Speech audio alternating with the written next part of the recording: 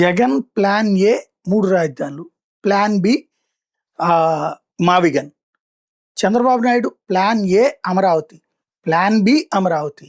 Plan C Amaravati. Plan Z దాకా Amaravati.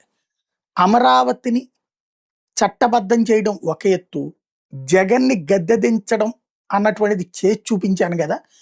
Next ఎలక్షన్స్లో జగన్ ఎట్టి పరిస్థితుల్లో గెలవడు, అందుకు మా ప్లాన్స్ మాకున్నాయి.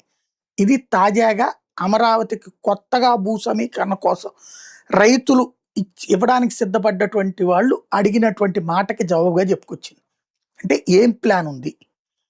సరే, ఈవీఎంలు ఎట్టంటే ఏయో మాట్లాడతారు, కానీ అది కాదు.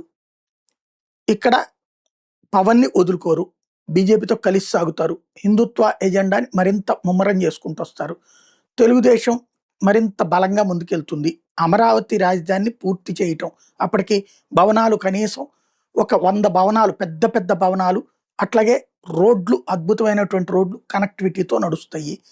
దాంతోపాటు పోలవరం పూర్తవుతుంది, ఫస్ట్ ఫేజ్ అని చెప్తారు. ఆ పోలవరం బ్రిడ్జి, ఆ కరెంటు ఉత్పత్తి ఇదంతా నడుస్తుంది. అట్లాగే ఇండస్ట్రీకి సంబంధించినవి, స్టీల్ ప్లాంట్ లాంటి 1-2 రన్నింగ్లోకి వస్తాయి. ఇవన్నిటిని చూపెట్టినప్పుడు ఇటు వీళ్ళేమో సైకో లాగా రఫా లాంటి మాటలు ఇవన్నీ మాట్లాడుతూ ఉంటారు. కాబట్టి అలాంటి వాళ్ళు కావాలా, మేం కావాలా అన్నదే.